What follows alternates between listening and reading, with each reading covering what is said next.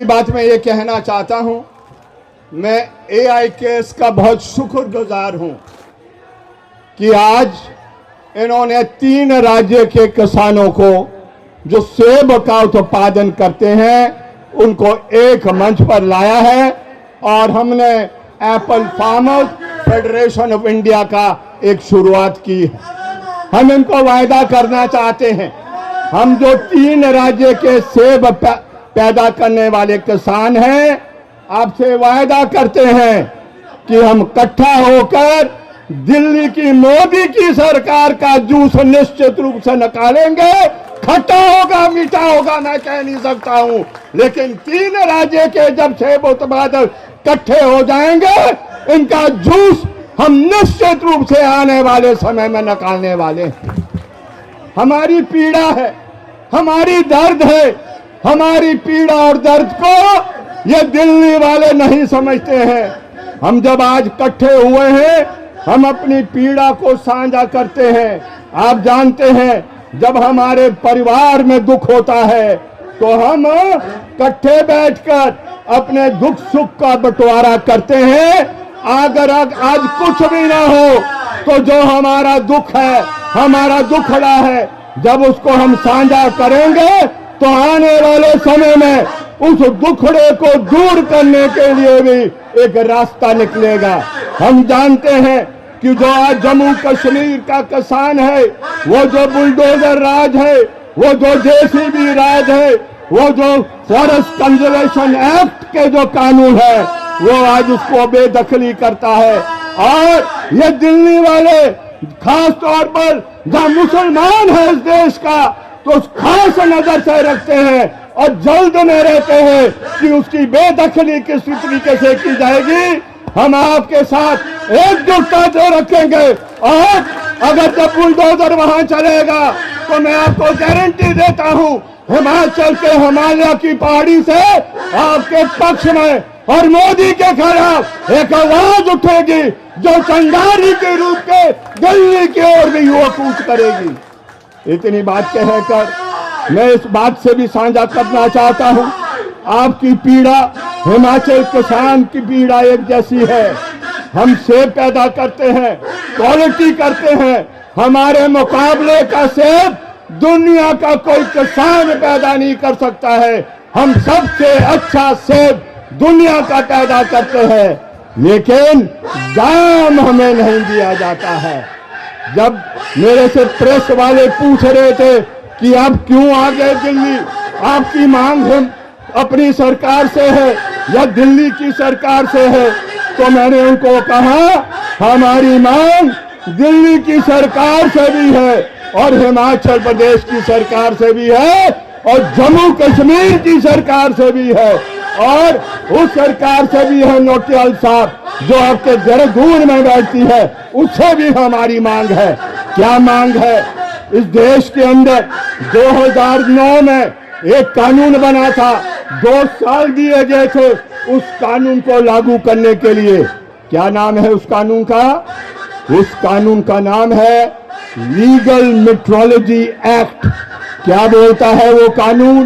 वो कानून ये बोलता है कि चाहे फैक्ट्री में बना हुआ उत्पाद हो या खेत में पैदा होने वाली फसल हो, जब वो खेत से मंडी को जाएगी तो उसका दाम, उसका भाड़ा कैसे तय होगा?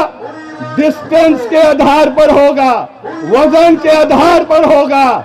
लेकिन आज हमारे से जब दाम लिया जाता है, फ्रेट ली जाती है, तो फ्रेट का क्या तरीका है? वो कहता है कितने नग डाले हैं, नग के आधार पर हमारे से भाड़ा लिया जाता है। ये गैर कानूनी है, लेकिन देश की सरकारें और राज्यों की सरकारें हमारे जो पक्ष के कानून है उनको लागू नहीं करती है, लेकिन खुली छूट देती है। किसको छूट देती है? बड़े पूंजी के मालिक को छूट देती है, अडानी अंबानी के बरादरी के लोगों को छूट देती है। हम लेकिन हमारे पक्ष में नहीं। आप जानते हैं पूरी खेती आज देश के अंदर बहुत संकट के दौर से जारी है, खेती भी और किसान भी। उसका मुख्य कारण क्या है? मुख्य कारण उसका ये है कि जो हम पैदावार करते हैं उसकी लागत लगातार बढ़ती जा रही है। महंगाई और वो जो लागत पैदा करने की बराबर की रफ्तार से भाग रही है। ये कहना मुश्किल है कि लागत ज्यादा तेजी से भाग रही है या महंगाई ज्यादा तेजी से भाग रही है, लेकिन ये कहना चाहता हूं दोनों तेजी से भाग रही है। और जब लागत बढ़ जाती है तो उस चीज को पैदा करने के लिए किसान के पास कम बचता है। उसका तरीका क्या होगा वो सब वक्ताओं ने कहा है। उसका एक तरीका है, एकमात्र फॉर्मूला है, एकमात्र सिद्धांत है। और वो सिद्धांत क्या है कि जो भी पैदावार जमीन से किया जाएगा लागत किसान को वापस मिलनी चाहिए, और उसके अलावा जो उसके परिवार को जिंदा रखने के लिए एक मुनाफा मिलना चाहिए वो होना चाहिए। आपके डॉक्टर स्वामीनाथन के फॉर्मूला के आधार पर लागत प्लस 50% प्रॉफिट, ये मांग उत्तराखंड में भी है, जम्मू कश्मीर में भी है और हिमाचल प्रदेश में भी है। हम अलग अलग वेशभूषा है हमारी। आपने सफेद टोपी पहनी है, हमारे साथी ने हरी टोपी पहनी है, और वहां पर किश्ती वाली टोपी चलती है। उत्तराखंड में किश्ती वाली टोपी चलती है। अलग अलग टोपियां हमारी है, लेकिन वो टोपियां अलग अलग हो सकती है, लेकिन अपनी मांग के लिए हम एकता को कायम करेंगे और वादा करते हैं। अशोक जी से वादा करना चाहते हैं, हनीन मुल्ला से वादा करना चाहते हैं, अखिल भारतीय किसान सभा से वादा करना चाहते हैं। सिर्फ 3 राज्यों की किसानों की एकता नहीं कायम करेंगे, हम अपनी आवाज वो कन्याकुमारी में जो किसान है उसके साथ भी आवाज मिलाएंगे, जो बंगाल के तट में किसान रहता है उसके साथ भी आवाज मिलाएंगे, और जो महाराष्ट्र के कोने में जो बसता है उसके साथ भी आवाज मिलाएंगे, और सारे देश को इकट्ठा करने के लिए, किसान को इकट्ठा करने के लिए इस लड़ाई को आगे ले जाने का प्रयत्न करेंगे। इसी वायदे के साथ मैं आप सब लोगों का शुक्रगुजार हूं कि आप आए, और आने वाले समय में हम वचन ले आज हम उस पथ पर चले जिस पथ पर हमारे देश के वो शहीद चले हैं, भगत सिंह जैसे साथी, और आखिरी सांस तक अंग्रेजों को उस मुल्क से बेदखल करने के लिए उन्होंने अपनी जिंदगी की कुर्बानी की। हमें कुर्बानी करनी होगी। ये जो दिल्ली में बैठी सरकार है, जब तक इसको खोड़ा नहीं जाएगा तब तक हमारा जीवन बेहतर नहीं हो सकता है।